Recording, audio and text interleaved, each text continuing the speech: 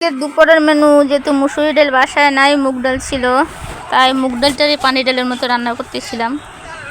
তো মুগ ডাল দেখি আজকে পানি ডালের মতো রান্না করলে কেমন লাগে। এদিকে আলু ভর্তা করব, সাথে ডিম মিক্স করবো। এটি ইউনিক পদ্ধতিতে আজকে সব ভর্তা বাড়তি করতেছি।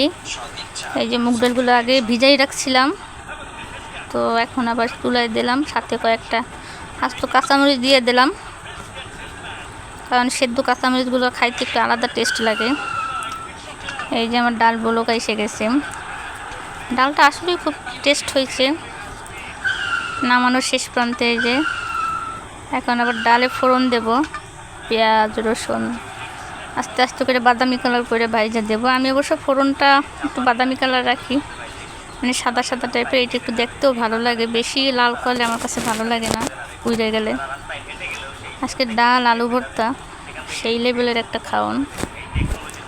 তো কারা কারা ভর্তা খাবেন চলে আসেন আমার বাসায়। অসাধারণ রান্না আজকে। মুগ ডাল, এই যে মুগ ডালে ফোড়ন দিলাম, সেই স্বাদ।